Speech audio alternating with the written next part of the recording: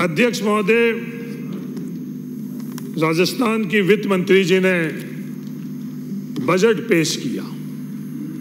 सवाल ये खड़ा होता है कि बजट होता क्या है। ये सवाल इसलिए खड़ा होता है कि 3 घंटों के अंदर जो उन्होंने वाचन किया उसमें बजट का समय कितना दिया और दूसरे बातों में समय कितना दिया। ये बजट का अधिकार हमको संविधान की आर्टिकल 202 से मिलता है और उसमें स्पष्ट उल्लेख है कि राज्यपाल प्रत्येक वित्तीय वर्ष के संबंध में राज्य विधानमंडल के सदन या सदनों के समक्ष उस वर्ष के लिए राज्य के अनुमानित प्राप्तियां और व्यय का विवरण रखाएंगे, जिसे इस भाग में वार्षिक वित्तीय विवरण कहा जाता है। ये सदन में हुआ नहीं हुआ। बड़ा दुखदाई है। अगर ये हुआ है, कोई भी इसको अगर अध्ययन कर ले, अध्ययन नहीं किया, वो तो कह ले 25% ये हुआ और 75% समय दूसरे बातों में इस प्रदेश का व्यर्थ किया गया। ये नीतियां क्या घोषणा का वक्त नहीं होता है बजट का। ये जो बातें करने का वक्त नहीं होता। राज्यपाल के अभिभाषण के अंदर आप आने वाले समय की अपनी रूपरेखा रख सकते हैं। अध्यक्ष महोदय, इस लोकतंत्र की हत्या इस देश के अंदर हो रही है, पर इस सदन के अंदर भी ये महसूस किया जा रहा है। ये सरकार है क्या? ये सरकार कैबिनेट है। जब मैं मंत्री था, जब कोई बात करता सरकार क्या, तो मैं स्वीकार करता था मैं सरकार।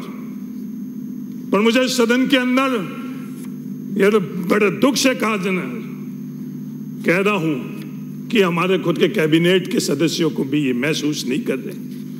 भजनलाल सरकार नहीं है। यह आपकी जिम्मेवारी है, कैबिनेट की जिम्मेवारी है। मुख्यमंत्री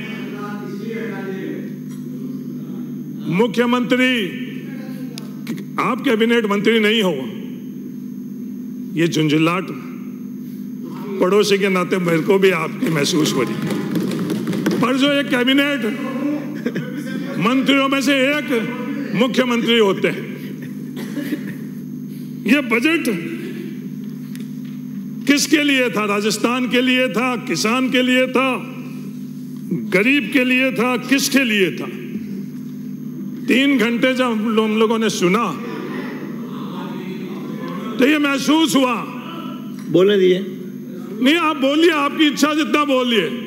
चिल्लाओ, बोलो, टोको, रोको। आप अपना इस लोकतंत्र के अंदर हम लोगों को अधिकार दिया है। हम हमारी बात रखेंगे और आपकी बात रोकने टोकने से विचलित नहीं होंगे। ये महलों और किलों के लिए, ये पूर्व राजा महाराजाओं के लिए और पूंजीपतियों का बजट था। ये मैं कहने के लिए नहीं कह रहा हूं। ये बजट के अंदर जो तमाम घोषणा हुई है, आम लोगों के लिए क्या हुई है, किसान के लिए क्या हुआ, गांव के लिए क्या हुई है, पूरे देश और दुनिया जानती है। प्रदेश भी महसूस कर रही है। आपकी मजबूरी है, इसलिए आपको तो यही बोलना पड़ेगा। ये नकारात्मक इस बजट के अंदर प्रदेश नकारात्मक से आगे नहीं बढ़ पाएगा। अध्यक्ष महोदय, हद तो जब होती है शुरुआती नकारात्मकता से। जो पहला शुरुआत हुई उस नकारात्मकता क्या? विरासत में दी गई गलत नीति और कमजोर वित्तीय स्थिति। विरासत को एक तरफ तो अपनी विरासत को कि महिमा मंडल अपनी विरासत के लिए हजारों करोड़ रुपए खर्च कराने का घोषणा इसी के अंदर वित्त मंत्री कर रही है। और ये लोकतांत्रिक जो संविधान के माध्यम से जो विरासत मिली है, उसके लिए इस तरह के नकारात्मक शब्द ये देश के लिए ही नहीं, प्रदेश के लिए बहुत बड़ी चिंताजनक चीज है। इसको महसूस करूं। बड़ी मुश्किल से संविधान के माध्यम से हम लोगों को हक और अधिकार मिला है, सबको बराबरी का। अब कोई बड़ा नहीं है, कोई छोटा नहीं है। वो तमाम विरासतों को कुचल दिया गया जिस दिन ये संविधान इस देश को अंदर हम लोगों को मिला। कोई बड़ा नहीं, कोई छोटा नहीं। इस सोच को बदलना चाहिए। इस सोच को वापस यहाँ पूर्ण स्थापना करने की इजाजत ये लोकतंत्र नहीं देता, नहीं देता। और तो और हमने पिछली सरकार के कार्यकाल में घटित युवाओं के भविष्य से खिलवाड़ करने के लिए पेपर लीक जैसी घटना, ये चीज बजट करी। क्या ये बजट के अंदर करने की चीज थी? ये पेपर लीक के संदर्भ के अंदर जो बातें हुई, ये अमृतकाल की बात हुई। ये बजट सिर्फ 1 वर्ष के लिए है। ये महसूस नहीं करो, ये चढ़ना उतरना, किसी का पद पर रहना नहीं रहना, आपको पूरे 5 वर्ष दिए गए हैं। और हम लोग भारतीय जनता पार्टी के मोदी की ट्रेनिंग लिए हुए नहीं है कि लोकतंत्र की हत्या करने की सोच रखते हैं। आप आराम से पूरे 5 वर्षों के अंदर अपना काम करो। हम टीकाराम जी जूली के नेतृत्व में अपनी विपक्षी भूमिका निभाएंगे। ये अमृत कालखंड विकसित। टीकाराम जी जूली साहब ने क्या कहा उन्होंने बजट के बारे में? आप नीचे बैठो, अगर आपको इजाजत देते हैं तो मैं नीचे बैठ जाऊंगा, आपको सुन लूंगा। अध्यक्ष महोदय आपको इजाजत दे सकते हैं। ये अमृत कालखंड 350 मिलियन इकोनॉमी 5 वर्षों में। अध्यक्ष महोदय मैं आपके माध्यम से सदन में दर्ज कराना चाह रहा हूं कि जिस दिन 5 वर्ष पूरे होंगे 350 मिलियन की जो ये नारे, नरेंद्र मोदी जी तो क्या कह रहे हैं, स्लोगन नहीं। वो अलग बात है कि नरेंद्र मोदी जी की खुद की गारंटियां जो विधानसभा चुनाव के दरमियान आप मोदी की गारंटी, मोदी की गारंटी, मोदी की गारंटी, और जैसे ही लोकसभा का नतीजा निकला है वो मोदी की गारंटी अब बिल्कुल बंद हो गई।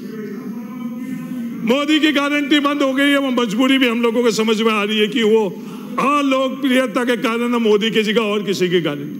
कि सदन में हम लोगों ने देखा जो भारतीय जनता पार्टी के लिए भैरू सिंह जी जिन्होंने स्थापना की, उन भैरू सिंह जी का नाम यहाँ नहीं ले रहे थे क्योंकि उस कुर्सी के प्रति निष्ठा ज्यादा हो जाती है, क्योंकि लेना था उस कुर्सी के माध्यम से ही होता है। तो अब मोदी जी की जगह और किसी की बात, सम्मान सहित किसान परिवारों के आर्थिक सशक्तिकरण, किसानों का हक और अधिकार इस बजट के अंदर वो गला आप लोगों ने घोटा है। ये मैं आने वाले जो मुझे 30 मिनट मिले उसमें आपको बताऊंगा, देश को बताऊंगा। मानव संसाधन विकास, अध्यक्ष महोदय मानव संसाधन के संदर्भ के अंदर हमने हमारा खुद के प्रदेश के मानव संसाधन की क्या स्थिति कर दी है। हमारे मानव संसाधन को हम लोग आगे बढ़ा पा रहे हैं या नहीं बढ़ा पा रहे? जो कॉलेज और विश्वविद्यालय की हम लोग बात कर रहे हैं, ये कॉलेज और विश्वविद्यालय शिक्षा संस्कार की संस्था है या नहीं है? अगर ईमानदारी से कोई ये प्रश्न अपने आप से करेगा तो उसका उत्तर मिलेगा नहीं, नहीं, नहीं। और ये दोषारोपण नहीं कि कल मैं ये महसूस कर रहा था, यहाँ कई मंत्री ये कह रहे थे कि भाजपा की सरकार, आपके कांग्रेस की सरकार ये लोकतंत्र को भूल रहे हैं। संकट सरकार लगातार सतत चलने वाली सरकारें रहती है। जो भी गलत किया सही किया उसको सुधारने के लिए आप लोगों को राजस्थान की जनता ने अधिकृत किया है। सिर्फ दोषारोपण से अपने जिम्मेवारी से दूर नहीं रह सकते हो। कई गलतियां की होगी, जब काम करेंगे गलतियां भी होगी। जय नारायण व्यास विश्वविद्यालय से MBM विश्वविद्यालय की गलती मैंने उस वक्त के तत्कालीन मुख्यमंत्री जी को भी कहा कि आप ये गलत कर रहे हो, और आज भी वो बात मैं दोहरा रहा हूं कि जो विश्वविद्यालय बनाने का गलती की उसको आज आप लोगों से निवेदन कर रहा हूं कि आप उसको सुधारो, कि दोषारोपण से प्रदेश आगे नहीं बढ़ेगा। सभापति महोदय, इन कॉलेज और विश्वविद्यालयों के हालात क्या हुई हुई है? आप खुद शिक्षक रहे हुए हो, आप हमारी प्रतिनिधि विचारधारा अखिल भारतीय विद्यार्थी परिषद में भी कार्य कर चुके हो। उस वक्त के कॉलेज और विश्वविद्यालय और आज के कॉलेज और विश्वविद्यालय, क्या ये कॉलेज और विश्वविद्यालय ये लक्ष्य ग्रह हैं? मैं बड़ी जिम्मेवारी से कह रहा हूं, लक्ष्य ग्रह हैं। चंद छात्र उनमें से बच जाते हैं, वरना आज उन प्रतिभाओं की हम लोग क्या कर रहे हैं? कॉलेज और विश्वविद्यालय सिर्फ डिग्री लेने का स्थान नहीं है, सिर्फ उन किताबें पढ़ने के लिए नहीं है जो शैक्षणिक हम लोग वहाँ सिलेबस दे रहे हैं, उनके लिए ये कॉलेज और विश्वविद्यालय नहीं है। राजस्थान के ईमानदारी से कितने कॉलेज और विश्वविद्यालय चल रहे हैं? 95% कॉलेज और विश्वविद्यालय में जो उनका मूल कार्य है वो नहीं हो रहा है। कितना रिसर्च का कार्य हो रहा है? आज बच्चे नहीं पढ़कर खुश हो रहे हैं। हद तो जब हो जाती है ये प्राइवेट कॉलेजेस बच्चे नहीं पढ़ रहे हैं, उनके लिए भी पैसे ले रहे हैं। और हम सबको पता है, हमारे सबके विधानसभा क्षेत्र के बच्चों का शोषण हो रहा है। पर हम लोग अगर इस बात की चिंता जाहिर कर इस बात की व्यवस्था नहीं करेंगे तो कौन करेगा? इस राजस्थान के भविष्य का, राजस्थान को सुधारने की जिम्मेवारी किसको है? इस सदन की। परिवार को हमने क्या दिखाया है?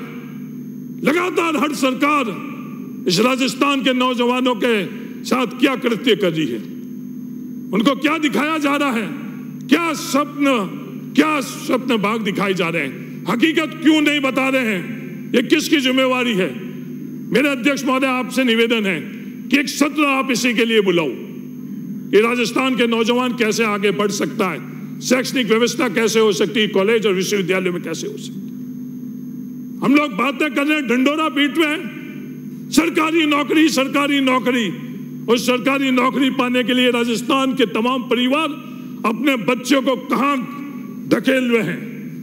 कॉलेज और विश्वविद्यालय हमने बंद कर लिया और उन कोचिंग संस्थाओं के उन लक्ष्य गृह के अंदर हम लोग धकेल रहे हैं। ये मैं नहीं, कल हमने गुलाब चंद कटारिया जी का स्वागत करते हुए सभी ने तालियां बजाई, पक्ष और विपक्ष ने तालियां बजाई। पक्ष और विपक्ष ने तालियां क्यों बजाई? क्योंकि उन्होंने विपक्ष के नेता रहते वक्त कई ऐसी बातों करी और स्वीकार भी की। उन्होंने ये बात स्वीकार की कि हम लोगों की सरकार हो या हम लोगों के तरफ अंगुली करके उन्होंने कहा कि कांग्रेस की सरकार हुई। ये पेपर लीक होते क्यों हैं? ये पेपर लीक विद्यार्थी नहीं करते हैं, अभ्यर्थी नहीं करते हैं। ये पेपर लीक के पीछे गुलाब चंद जी कटारिया ने जो बात की उससे मैं भी सहमत हूं, आप सब सहमत हो। आपकी मजबूरी है, आप मौन रहोगे कि उनके पीछे कौन है? उनके पीछे कोचिंग इंस्टीट्यूशन है। वो गुलाब चंद कटारिया जी से आप पूछ लो, और नहीं तो मेरे पास आकर आप कर लो। आप इतनी गंभीर बात को हल्के से उड़ाओगे तो इतिहास माफ नहीं करेगा। कौन सा आप लोगों को भी पता है, मेरे को भी पता है, पर अपन दोषारोपण करने की जगह व्यवस्था कौन परिवर्तन करेगा? हम लोग करेंगे, ये जिम्मेदारी हमारी है। कोई एक कोचिंग संस्थाओं को बंद करना या 2 कोचिंग संस्थाओं को चलाने से इस व्यवस्था में परिवर्तन नहीं होगा। मूल प्रश्न यह है कि शैक्षणिक व्यवस्था जो उच्च शैक्षणिक व्यवस्था है कॉलेज और विश्वविद्यालय में, उसमें हम परिवर्तन कर कैसे वो मूल स्वरूप उसको करें, और ये परीक्षा के पैटर्न के अंदर हम क्या तब्दीली करें। लंबी चर्चा की आवश्यकता है। सदन पूरा बैठे है, चर्चा करें कि हम लोग किस तरह से ये करें। क्या नीट में क्या हुआ, NEET में क्या हुआ, उन परीक्षा में क्या हुआ, मैं सबको कह रहा हूं, रीट के अंदर क्या हुआ, इसकी जिम्मेवारी उन दोषियों को जेल तक पहुंचाने की आप लोगों की है। बहुत सक्षम अधिकारी लगाया, मैं अभी सदन के अंदर स्वीकार करता हूं जो VK सिंह को लगाया है, पर उनके हाथ नहीं बांध देना, क्योंकि ऐसे सक्षम अधिकारियों के हाथ कोई नहीं बांधता है। हम लोग सदन में बैठे हुए लोग ही उनके हाथ बांधते हैं।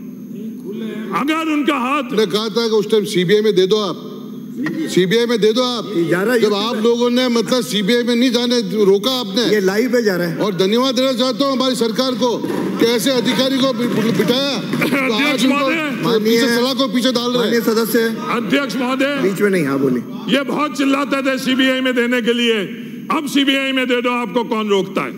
पुष्पेंद्र सिंह जी, आपके पास तो अधिकार नहीं है, आप तो मेरे जैसे एक सामान्य विधायक हो, इस कैबिनेट के पास तो है। आप भी इनको गुजारिश कर लो, मैं भी गुजारिश कर लो कि CBI को दे दे। काम हो रहा है या नहीं हो रहा वो अपन सब लोगों को पता है। तो ये VK सिंह जी के माध्यम से अध्यक्ष महोदय, हम हमारे नौजवानों को क्या दिखा रहे हैं? सरकारी नौकरी, सरकारी नौकरी। राजस्थान में कितनी सरकारी नौकरी है? सिर्फ 8 लाख। राजस्थान की जनसंख्या कितनी है? 8 करोड़ 21 लाख। 1% सरकारी नौकरी है, उसमें भी वैकेंसी है। राजस्थान के बाहर के लोगों की भी यहाँ है। ये सच्चाई हम हमारे प्रदेश के नौजवानों के लिए, छात्रों को क्यों नहीं कहते हैं कि सरकारी नौकरी के अलावा बहुत कुछ दुनिया के अंदर 99% के लिए बहुत कुछ है। आप योग्य बनो, आप कृषि के माध्यम से, पशुपालन के माध्यम से, स्वरोजगार के माध्यम से, उनके माध्यम से भी आप आगे बढ़ सकते हो। सिर्फ सरकारी नौकरी के माध्यम से ये अपन सपने दिखा रहे हैं वाई लूटने के लिए। ये वाई लूटने की हम लोगों ने भी बहुत कोशिश करी, और जब लूट रहे थे तो पीछे जैसे जीवाराम जी यहाँ टेबलें थपथपा रहे थे, हम लोग तमाम लोग टेबलें थपथपा रहे थे। पर राजस्थान बहुत जागरूक है, राजस्थान का नौजवान बहुत जागरूक है। उन्होंने हमको हमारी जगह दिखा दी, कल आपको हमारी जगह नहीं दिखा दे, इसके लिए भी मैं सावचेत आज ही करूँ कि आप उनके साथ इस तरह के सपने बाग नहीं दिखाओ। और तो और सभापति महोदय, इन सरकारी नौकरियों के अंदर सबसे ज्यादा अन्याय किसी के साथ होगा, किस वर्ग का होगा? लगातार सरकारें करती आ रही है, SC, ST, OBC। और आप वापिस ये अन्याय आप लोग करोगे। आपकी मंशा हम लोग जानते हैं। 6 महीने के अंदर जब मध्य प्रदेश हाईकोर्ट ने यह फैसला दिया कि EWS रिजर्वेशन OBC के अंदर नहीं डाल सकते हो, कोड ऑफ कंडक्ट के अंदर ही आप लोगों ने राजस्थान के अंदर RAS की परीक्षा का परिणाम निकाल दिया। इस खुद के बजट के अंदर और आपने जले हुए पर नमक छिड़की। पैरा 85-85 में आपने क्या लिखा? इसी क्रम में EWS वर्ग के युवाओं के लिए शिक्षा, रोजगार, बालिकाओं के संबलन एवं परिवारों की सामाजिक सुरक्षा के लिए 150 करोड़ रुपए। धन्यवाद, आपने EWS वर्ग को लिए दिया, बहुत बहुत धन्यवाद। पर उसके अगले के अंदर ही 86 के अंदर आपने 15% के लिए तो आपने 150 करोड़, और 85% के लिए कितना? अनुसूचित जाति जनजाति विकास निगम, अन्य पिछड़ा विकास निगम, अल्पसंख्यक विकास निगम के माध्यम से SC, ST, OBC, सफाई कर्मचारी, अल्पसंख्यक समुदाय, दिव्यांग जन के जरूरत परिवार को रियायती दर में, वो भी क्या ऋण, और कितना 100 करोड़। 15% के लिए तो 150 करोड़ और 85% के लिए 100 करोड़। यही कहानी खत्म नहीं होती है। उसी के आगे दूसरे में आपने क्या करा? EWS के लिए और 25% तक ऋण। यह आप लोगों की मंशा है। अध्यक्ष महोदय, सबसे ज्यादा अगर कुप्रचार इस देश में हो रहा है तो आरक्षण के लिए हो रहा है। नौजवान बच्चों के बीच में गलत तत्व के आधार पर जहर भर दिया गया है कि आरक्षण से योग्यता को खा दिया गया है, आरक्षण से आपके हक को खा दिया गया, और हकीकत उसके विपरीत है। कोई भी परीक्षा आज देश के अंदर, कोई भी परीक्षा ले लो, आरक्षण के संदर्भ के अंदर आंकड़े देख लो तो आपको हकीकत पता चल जाएगी। देश की सबसे प्रतिशत कोई परीक्षा है तो UPSC की, इसमें तो कोई दोहराई नहीं। इसमें भी दोहराई, इसमें भी बीजेपी कांग्रेस आ गई। उस परीक्षा के अंदर भी पिछले 5-6 सालों के अंदर आप आंकड़े निकाल कर देख लो। सभापति महोदय, उन आंकड़ों में आपको साफ अन्याय झलक देगा। मैं नहीं कह रहा हूं, आंकड़े कहानी अपने आप बयां कर रही है। EWS की कट ऑफ परसेंटेज में रिटर्न में OBC की कट ऑफ पर ज्यादा है। सिर्फ OBC की नहीं, SC, ST की भी। ये इंटरव्यू में जो खेला हो रहा है वो किस लिए हो रहा है, वो भी देश को अगर बताएंगे तो पता चलेगा कि इंटरव्यू से पहले आपका वर्ग उस अभ्यर्थी के सामने अंकित नहीं होता। जैसे इंटरव्यू होता है, इंटरव्यू के अंदर आपका वर्ग पता चल जाता है, ये SC का है, ये ST का है, ये OBC का है। इसलिए इंटरव्यू में जानबूझकर, मैं नहीं कह रहा हूं ये आंकड़े कह रहे हैं, इंटरव्यू में जानबूझकर वो नंबर कम दिए जाते, जिसके कारण ये स्थिति है। उसके बावजूद भी मैं तमाम आंकड़े, इतना मेरे पास समय नहीं है, 1 साल के आंकड़े आपको 2019 के OBC के EWS में क्या है, जो फाइनल लिस्ट थी EWS के अंदर 9 कट ऑफ थी और ओबीसी के अंदर 925। और इसके अंदर भी अगर आप इंटरव्यू और रिटर्न की अगर आप करोगे तो इंटरव्यू के अंदर ओबीसी को कम से कम 10% नंबर कम, और एससी के अंदर 898, सिर्फ 3-4%। और एससी को इंटरव्यू में कितना कम मिल रहा है? कम से कम 15 से 20%। और एसटी में कितना? 893। यह हालात है। इस तरह का अन्याय हम लोगों के साथ हो रहा है और सब मिलकर कर रहे हैं। मेरा ये निवेदन है कि इस तरह का अन्याय इन नौकरियों के अंदर किसी के साथ नहीं करे, इसका प्रयास हम लोग करें। समय कम है, वरना इसके संदर्भ में और भी कई आंकड़े में इस सदन में रखना चाहता हूं। मेरा निवेदन है कि अन्याय करना बंद करो। हक और अधिकार सबको मिलना चाहिए। ये जातिगत जनगणना क्यों नहीं कराने चाहते हो? इसलिए नहीं कराना चाहता हूं कि ये काज हम लोगों को सबको देखने पड़ जाएगा।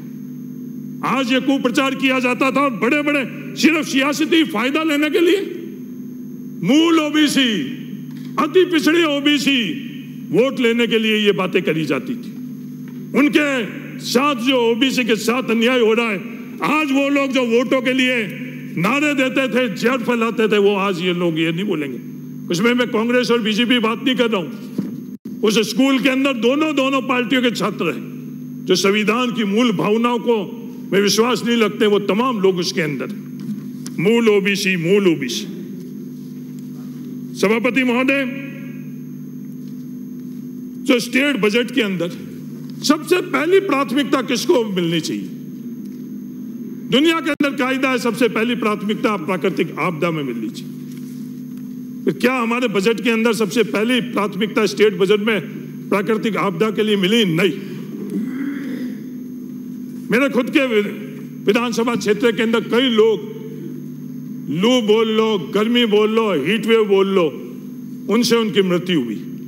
चलो, मेरे प्रति तो आप लोगों की क्या सोच है वो मैं भी महसूस कर रहा हूं इस बजट के अंदर, और मेरे अलावा कई आप लोगों को।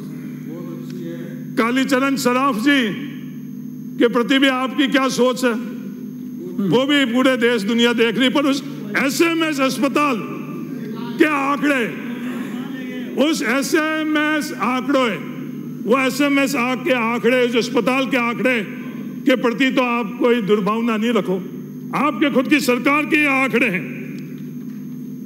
29/5/24 को कितनी डेड बॉडीज आई होती? 50। सभापति महोदय, 30 तारीख को 30/5/24 को 51, 31/5/24 को 54। ये हालात पूरे के पूरे प्रदेश में थे। 51 डिग्री, 52 डिग्री, 53 डिग्री तक प्रदेश के अंदर तापमान था। उस लू के कारण हम लोगों के परिवार के कितने लोग खत्म हुए। अपन लोग तो एयर कंडीशन में बैठे हैं, अपन लोगों के पास तो सब व्यवस्था है। हाँ, पक्ष के पास भी अच्छी खासी व्यवस्था है, ना पक्ष के पास भी व्यवस्था, उनके पानी की व्यवस्था, छाव की व्यवस्था, गर्मी से निजात की व्यवस्था थी नहीं थी। हजारों लोग इस प्रदेश के अंदर इस लू से खत्म हुए, और हमारा दुर्भाग्य है, राजस्थान का दुर्भाग्य है कि सरकार ने उसको प्राकृतिक आपदा भी नहीं महसूस की। मेरा निवेदन है कि उसको प्राकृतिक आपदा महसूस करो, कि लंपी में भी यही हुआ। मोदी मोदी करते गए और मोदी जी ने लंपी को प्राकृतिक आपदा नहीं मानी। कोविड के अंदर भी क्या चीज हुई वो भी देश ने महसूस किया। आप कितना ही चिल्लाओ और बोलो, पर जो हकीकत है उसको आप दबा नहीं सकते। हकीकत हकीकत रहेगी, सत्य में उचित। हम तो 5 स्टार होटल नहीं, 7 स्टार होटलों में भी जाते हैं कि हमारे परिवार के लोगों ने, हमारे परिवार ने खून पसीने से हमको इस तरह का योग्य बनाया है। आप रोक सके तो रोक लो हमें 7 स्टार होटलों से। आप छोड़ो, 7 स्टार होटल में भी जाते थे और जाएंगे। आपके अंदर अगर ताकत है तो रोक लो, क्योंकि इस होटल के अंदर जाने के लिए सिर्फ किसी की जरूरत है तो आर्थिक ताकत की जरूरत है। अगर जेब में पैसा होगा तो 7 स्टार होटल में ही जाएंगे। आपके मिर्ची लगने की जरूरत नहीं है, कि वो समय नहीं है। देश आजाद हो चुका है, हमको संविधान के मार्फत से ये योग्यता मिल गई है। एक वक्त था जिस वक्त हमको 2 वक्त की रोटी नहीं मिलती थी, तन पर कपड़ा नहीं मिलता था, छत नहीं मिलती थी। कृपलानी जी आज योग्य हो चुके हैं, तो आप 5 स्टार होटलों की बात छोड़ो, 7 स्टार में, और यहाँ नहीं, दुनिया के किसी होटल में जाएंगे आप रोक नहीं सकते हो। तो आपको मना करो तो भी रुकेंगे नहीं। ये महलों की बात करने वाले, ये जो महलों की बात करने वाले, महलों की मानसिकता रखने वाले, ये हमारी तकलीफ क्या जानेंगे। आप हजारों करोड़ रुपए आपने इन महलों के लिए दिए, टूरिज्म के नाम से दिए, विरासत के नाम से दिए, किन किन नामों से ये लूट लुकी, और गांव को कुचल रहे हो, किसान को कुचल रहे हो, विवाद से आवाज को दबाना चाहते हो, आवाज नहीं दबेगी। कितनी भी ताकत लगा दो, आवाज नहीं दब सकती है। ज्यादा से ज्यादा आप क्या कर सकते हो, हमारी विधानसभा क्षेत्र के अंदर आप विकास नहीं दे सकते हो। विकास पहले बहुत करवा दिया, और हमारे पास ताकत होगी तो और विकास करा देंगे। आप रोक लो, रोकने का अधिकार सिर्फ आपके पास 5 साल तक है, उससे ज्यादा आपके पास अधिकार नहीं है, राजस्थान की जनता के पास है। मैं ये कहने के लिए इसलिए कह रहा हूं, अरे चिल्लाओ और चिल्लाओ कि चिल्लाने के अलावा आपके पास सत्यता नहीं है, सच्चाई नहीं है, तर्क नहीं है। जब अवसर मिलेगा जब आप बात कर लेना, सच्चाई आप लोगों के पास नहीं है। मैं कहने के लिए नहीं कह रहा हूं। 2 घोषणा मेरे विधानसभा में, एक घोषणा करी कि बाइतू के अंदर बस स्टैंड। सभापति महोदय चर्चा तो कर लेते, ये अधिकारी कर लेते, फाइनेंस वाले। अगर बड़े लोगों के पास समय नहीं है तो, बड़े लोगों के पास तो आप लोगों के लिए भी समय नहीं, पर वह बाइतू के अंदर कोई सरकारी जमीन 1 इंच भी नहीं है, तो वो स्टेडियम, वो बस स्टैंड कहां बनेंगे। वो तो जन सहयोग से अगर कोई जमीन मुहैया करेंगे, पहले भी अस्पताल बने वो जन सहयोग से बने, वो जमीन की उपलब्धता है या नहीं है, नहीं है। दूसरी एक सामाजिक मना कर ले, आप लोगों से पूछा नहीं है, मना करना होगा तो हम कर लेंगे। ताकत है, ताकत किसकी, लोगों की ताकत किसकी, अपनी अपनायत की। आपके गरूर को, आपके अहंकार के सामने झुकने वाले नहीं है, लोगों की ताकत है। इसलिए आंख से आंख मिलाकर पूरी ताकत से हम लोग अपनी बात करने के लिए आई हैं। आप दबा नहीं सकते इस बात के लिए। सभापति महोदय जो कुचल रहे हैं, ये गांव में रहने वाले हैं, ये अपने इस पीड़ा को महसूस नहीं कर रहे हैं कि ये धन के नीचे खड़े हैं। इनको लग रहा है उस धन के अंदर से कुछ ना कुछ मिलेगा, पर जिस गांव में ये खुद रह रहे हैं, उस गांव के साथ जो अन्याय हो रहा है, वो अन्याय किसी विचारधारा के माध्यम से नहीं, किसी धर्म के माध्यम से नहीं, किसी जाति के माध्यम से नहीं। क्या हो रहा है उन्होंने पढ़ा नहीं, क्योंकि सिर्फ तालियां बजा रहे थे, आगे पीछे ही घूम रहे थे, बधाई ही दे रहे थे। जो पंचायती राज संस्थाओं को, जो स्टेट फाइनेंस कमीशन को पिछली सरकार 5,000 करोड़ वार्षिक दे रही थी, उसको 1,000 करोड़ कम कर 4,000 करोड़ ही रखा। ये महलों को ताकत देने का जो भुगत कौन रहा है, हम लोग गांव में रहने वाले और ढाणियों में रहने वाले लोग जल रहे हैं। वो तकलीफ है, वो तकलीफ जाहिर यहाँ कर रहे हैं। आप उसको, इस तकलीफ का एहसास नहीं कर रहे हो, क्योंकि आप किसी और लाइन में लगे हुए हो, इसलिए वो तकलीफ आपको एहसास नहीं हो रही है। सभापति महोदय, मोदी मोदी, वो स्वच्छ भारत अभियान मोदी जी ने बहुत चलाया। विश्व लीडर है या क्या है वो आपको भी पता है।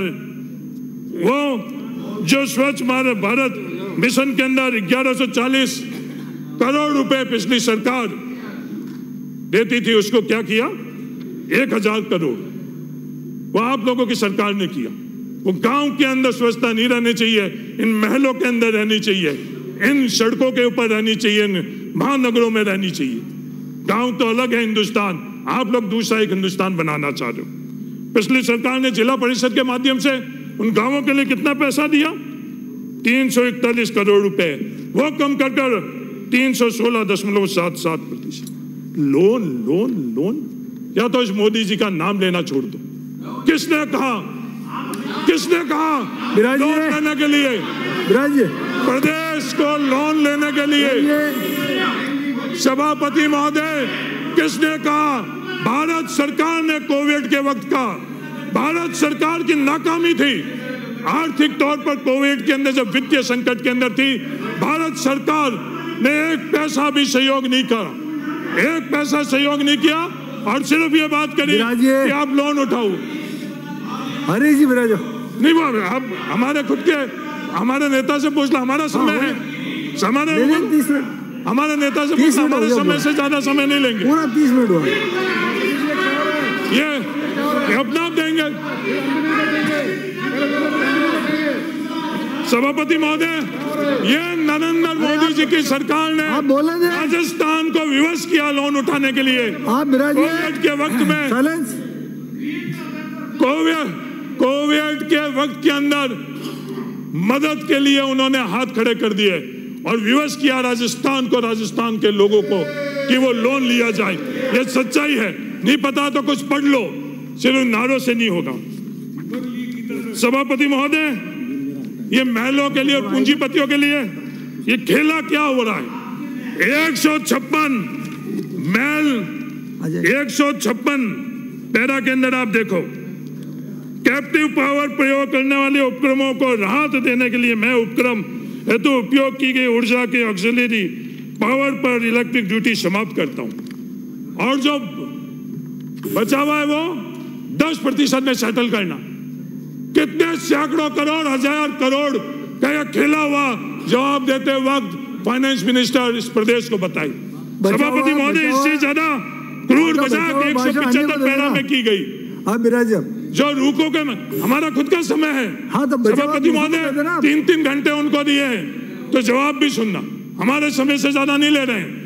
इस कुर्सी से हमारे नेता से पूछ लो, आप हमारे नेता से पूछ लो अगर इजाजत हमारे समय में दे रहे हैं। 30 मिनट का समय दिया गया, तो अभी से तो रीको के अंदर आपने क्या करा? रीको हमारे किसान की जमीन को हड़पा, हमारे किसान को नो प्रॉफिट संगठन है रीको, वो हड़प कर आज उद्योग के नाम पर हड़प कर आज उन्हीं उद्योगपति को इजाजत दे रहे हैं कि वहां कॉमर्शियल तौर के ऊपर या वहां रेजिडेंशियल तौर के ऊपर, क्या उस किसान की जमीन के ऊपर जो सरकार के माध्यम से रीको ने हड़पा है, क्या किसान का हक और अधिकार नहीं है? ये पूंजी, ये अभी आपकी पॉलिसी है, 5 साल के अंदर ये नहीं थी, अभी आपकी ये पॉलिसी है। अंत में मैं सभापति महोदय ये निवेदन करना चाहता हूं, अगर ये सुने, गांव की सुने, ढाणियों की सुने, तो अंत में मैं 2 निवेदन करना चाहता हूं। 200 तक की आबादी, ये मूल कार्य तो प्रधानमंत्री सड़क ग्राम योजना का था, वो पिछले 5 साल में केंद्र सरकार विफल रही। राजस्थान सरकार ने 250 तक की आबादी के गांव जोड़े। मेरा निवेदन है सरकार से कि जो वंचित है 200 तक की आबादी की सड़कें, उन ढाणियों को भी हक और अधिकार है। हजारों करोड़ धन्यवाद भी देता हूं जो सड़कों में राजस्थान में काम हुआ है, उसके लिए मैं सरकार को धन्यवाद देना चाहता हूं कि सड़कों के अंदर अच्छा काम हुआ। ऐसी बात ही नहीं, हर चीज में कमी। दूसरी, जो बिजली के कनेक्शन, जो डोमेस्टिक कनेक्शन है, उन डोमेस्टिक कनेक्शन के अंदर जो योजना स्वीकृत है, उनके मटेरियल सप्लाई कर वो कलर। अंत में जो जेजेएम के बारे में बोल रहे हैं, जेजेएम के अंदर जिसको लटकाना लटकाओ, सबको लटकाना लटकाओ, पर सबको लटकाओ जो भी चोर है। जेजेएम की जितनी भी आपको इंक्वायरी करनी करो, जेजेएम के अंदर 2-3 जो बातें हैं, मूल बातें हैं, उनकी तरफ मैं आपका ध्यान आकर्षित करना चाहता हूं। करो तो करो, नहीं करो नहीं करो। पहली बात, आप बैठ जाओ, आपके कोई स्प्रिंग लगी हुई है क्या? स्प्रिंग लगी हुई है। पहला कि जो स्कीम के अंदर कोई त्रुटियां है तो वो त्रुटियों में जो सर्वे किया हुआ उसमें आप। दूसरी, जो सोर्स के अंदर जबरदस्त कमी है, बहुत बड़ा इंफ्रास्ट्रक्चर उसमें बन रहा है, सोर्स के अंदर कमी है, वो सोर्स को हम लोग कमी कैसे दूर कर सकते। उदाहरण के तौर पर जोगाराम जी, जो आपकी आईजीएनपी से जोधपुर के अंदर जो स्कीम है उसका 3rd फेज स्वीकृत हो चुका है, उस 3rd फेज जल्दी से जल्दी पहुंचाए, या उससे भी अपना नहीं होगा। भविष्य के अंदर आईजीएनपी के समानांतर अपन एक दूसरी नहर की जमीन तो एक्वायर की हुई है, अब अपने पास संसाधन, वो पूरी की पूरी इंदिरा गांधी नहर से अगर समानांतर नहर नहीं लेकर आएंगे तो ये पूरी की पूरी स्कीमें अपन लोगों की फेल हो जाएगी। और जो बाड़मेर में, मोहनगढ़ से बाड़मेर की जो स्कीम आ रही है, उसके अंदर भी डिक्की स्वीकृत कर दी गई क्लोजर के वक्त में पानी को स्टोरेज के लिए, वो काम भी बहुत धीमा चल रहा है। बिजली की उपलब्धता नहीं होने के कारण 9 पंप में से सिर्फ 1 या 2 चल रहे हैं। तो सोर्स नहीं होगा तो सिर्फ आप नारेबाजी कर सकोगे, दोषारोपण कर सकोगे, और ढाणियों में रहने वाले लोग भी उतना ही अधिकार रखते हैं जितना आपने उन पूंजीपतियों, राजा महाराजाओं के परिवार के लिए जो आपने किया है। देखो राज राजस्थान के लोगों का रहा है, ये आपकी सामंती सोच है। भेदभाव किया राजस्थान के लोगों का राज है, मिशन में संविधान ने अधिकार दिया है, राजस्थान के लोगों का राज किया। अरे अपनी सामंती सोच भेदभाव किया जो राज हमारा है, नहीं राज हमारा था। राज राजस्थान की जनता का था, राज राजस्थान की जनता का है, और जब तक संविधान रहेगा। कनेक्शन में भेदभाव किया आपने, 5 साल में कनेक्शन में भेदभाव किया। संविधान सभापति महोदय जी को बोलने दो, 5 साल तक दबे हुए थे, 5 साल तक दबे हुए थे। कैलाश चंद्र वर्मा जीवन मिशन में भेदभाव किया गया। सभापति महोदय